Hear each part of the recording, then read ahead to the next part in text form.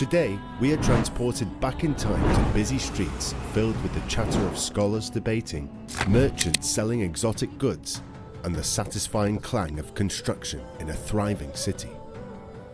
The golden age of Islamic civilization.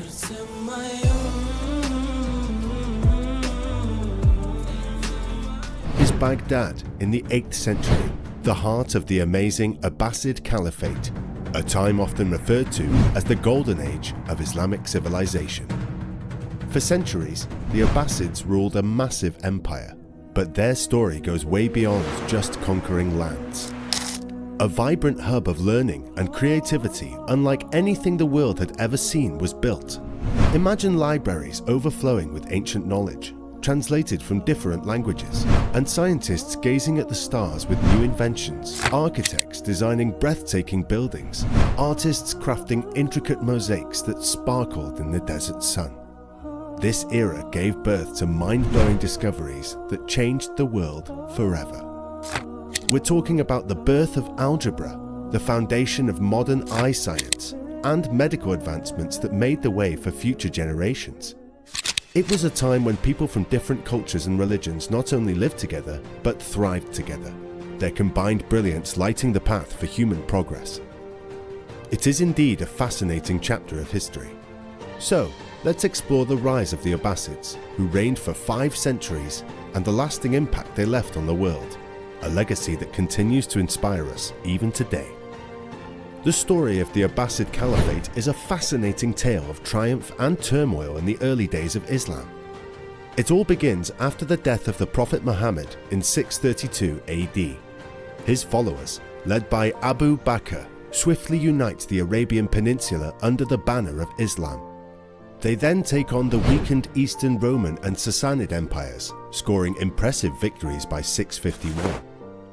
However, internal conflicts soon arise.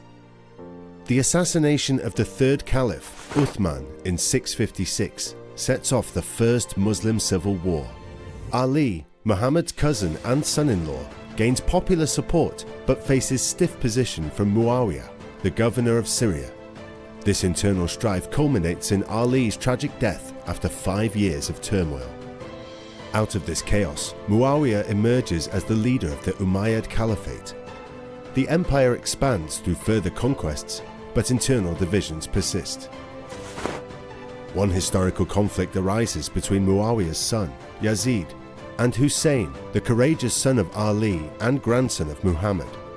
Their clash at the Battle of Karbala in 680 leaves Hussein and his followers defeated, but their legacy shapes the Shiite branch of Islam. Despite territorial gains, the Umayyad Caliphate remains deeply divided. We learn much about this period from later accounts, though these are often biased and coloured by the conflict of the time. It becomes evident that the ruling Arab Muslim elite of the Umayyad Caliphate faced growing resentment from many of its subjects, including those designated as dhimmi, non-Muslims such as Christians, Jews, and Zoroastrians. These groups were relegated to an inferior status and burdened with additional taxes. Even those who converted to Islam, known as Mawali, often found themselves marginalized as second-class citizens. Over time, decades of dissatisfaction simmered, ready to erupt. Let's get deeper into its origins. The Abbasids trace their lineage back to Al-Abbas, the uncle of the Prophet Muhammad, from whom they derive their name. They assert that this direct blood connection to the Prophet grants them a legitimate claim to the title of Caliph, contrasting themselves with the Umayyads, whom they depict as corrupt and reviled. Khorasan, comprising parts of modern-day northeastern Iran, Turkmenistan, and Afghanistan, proves fertile ground for rebellion. Here, Arabs and non-Arab converts coexist, intermarrying and fighting together on the frontier. Many resent the distant and unpopular rule of the Umayyads, a sentiment fueled for years by Hashemite agents and missionaries, who aimed to overthrow the Umayyads and install one of their own. Abu Muslim's military prowess becomes evident as he achieves a string of victories against Umayyad forces, culminating in the occupation of Kufa, the capital of Iraq, in 749. The Abbasids assume leadership of the uprising, and in the following year, their forces confront the army of the Umayyad Caliph, Marwan II at the Zab River. The story of the battle that unfolds mainly comes from the accounts provided by the Abbasids, who paint Caliph Marwan as brave but rash. It seems Marwan led a bold cavalry charge straight at the Abbasid forces. According to Abbasid historians, their own soldiers, fueled by recent victories, stood firm. They formed tight spear walls that turned back the cavalry assault, resulting in a disastrous defeat for the Umayyads. After this defeat, the Umayyad army's morale crumbled, leading to a complete rout. Marwan himself fled, but was pursued and killed in Egypt. Others from the Umayyad clan suffered a similar fate, with some being hunted down and eliminated, even their graves desecrated. One survivor, Abdurrahman, managed to escape to Spain. There, he established the Emirate of Cordoba, initiating a new Umayyad dynasty that flourished for centuries in the Iberian Peninsula. While the Battle of the Zab was a decisive victory, establishing Abbasid rule proved a long and arduous process. Establishing supremacy. Meanwhile, Abu al-Abbas al-Saffah emerged as the first Abbasid caliph. However, consolidating power would prove to be a long and hard journey for the Abbasids, taking more than a decade to firmly establish their rule. Al-Saffah made a big move by shifting the caliph's residence from Harran to Kufa, bringing it closer to the heart of Abbasid influence in Persia. In 751, he sent out an army to put a stop to the Chinese Tang dynasty's advance westward. The campaign resulted in a hard-fought victory at the Battle of Talas, marking the eastern edge of the caliphate's expansion. However, hopes for a shift away from inherited rule and a return to a system where caliphs were chosen from an elite circle were dashed. When al-Saffah passed away in 754, his brother al-Mansur took over, ushering a new era of Abbasid dominance. But things got off to a rocky start as al-Mansur had to deal with internal threats, including executing the popular general Abu Muslim out of fear for his own position. The Abbasids faced challenges from the Alids, a powerful clan descended from Ali, the Prophet's son-in-law. As they weren't happy about the growing power of the Abbasids and wanted a piece of the ruling pie themselves. However, al-Mansur managed to crush the Alid rebellion in 762, bringing about a period of stability and growth. In a bold move, al-Mansur decided to build a new capital on the banks of the Tigris River in 762. This city, named Madinat al-Salam, or the City of Peace, would later become known as Baghdad, a shining jewel of the medieval world. Under the rule of al-Mansur's grandson, Harun al-Rashid, Baghdad flourished like never before, becoming the beating heart of the caliphate. Harun al-Rashid, whose adventures are immortalized in stories like 1001 Nights, is remembered as a wise and compassionate ruler. Legend has it, he often walked the streets of Baghdad in disguise, showing concern for his people. He was not only a lover of the arts and a skilled horseman, but also a keen intellect, encouraging a vibrant court where ideas flowed freely, even from women at that time. In the caliphate, like much of the medieval world, few women occupied prominent positions in their own right. However, as mothers, wives, and concubines, they wielded great influence. One notable figure, Al-Khayzuran, originally a Yemeni slave girl, ascended from concubine to become the wife of a caliph, exerting considerable power during the reigns of her husband, Caliph al-Mahdi, and her son, Caliph al-Rashid. Famous for her intellect and wisdom, Al-Khayzuran engaged in discussions on policy, received foreign dignitaries, and intervened in matters of justice. Much of her considerable wealth was invested in public projects and charitable endeavors. Many even likened her to a co-ruler or even the real caliph, underscoring her immense impact on the governance of the realm. The success of Caliph al-Rashid's reign owed much to efficient government and administration, much of which was modelled after the Sassanids, drawing heavily on Persian and Central Asian bureaucratic expertise. The Barmakid family, descendants of high priests from Afghanistan, played a crucial role in Abbasid governance, contributing to an era of Islamic statecraft infused with Sasanian Persian culture. However, the dynamics of court politics could be perilous. In 803, Al-Rashid perceived the Barmakids as growing too powerful and swiftly moved to dismantle their influence, resulting in their swift downfall and the end of their control over the vizier position, which had become a role of paramount importance within the Caliphate's administration. Al-Rashid's court gained renown far beyond the Caliphate's borders.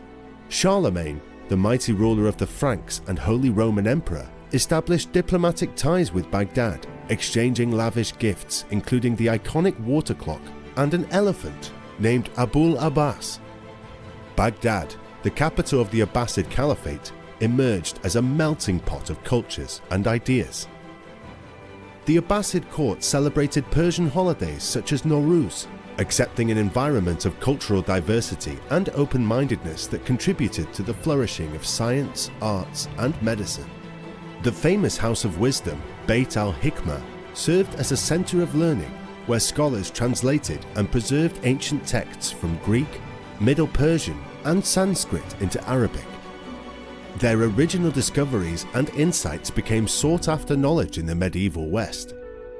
During the Abbasid era, Baghdad's scholars were leading lights in various fields. One standout figure was Al-Kindi, often called the philosopher of the Arabs. He was a true polymath, getting into logic, psychology, astronomy, and even astrology. Then there's Al-Khwarizmi, dubbed the father of algebra, for his groundbreaking work in mathematics.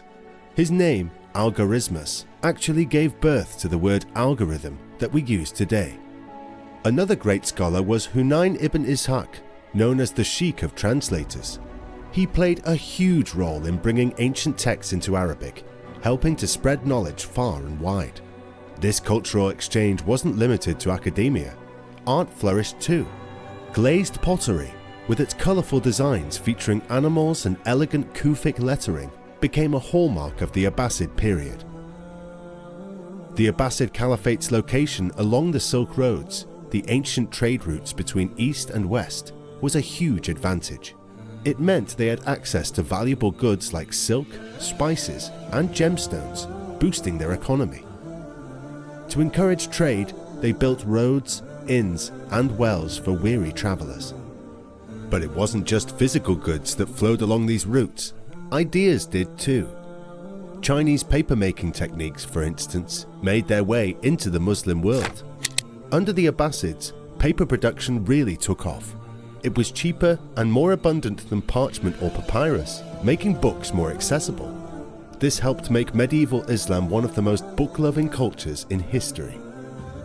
In the 7th century, the Arab conquests had pushed the Eastern Roman Empire's frontier back to the Taurus Mountains. Since then, the Caliphate and the Empire had remained locked in almost constant warfare, with both sides conducting frequent raids across the Syrian border.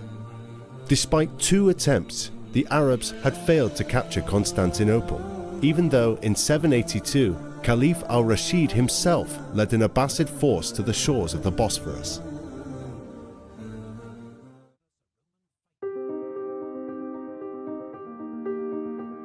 Despite al-Rashid's efforts to secure a peaceful succession, his plans would disastrously backfire, plunging the Caliphate into a brutal civil war once again that would fracture its unity and foreshadow its eventual decline. This conflict, ignited by competing claims to the throne, exposed the inherent fragility of the Abbasid dynasty.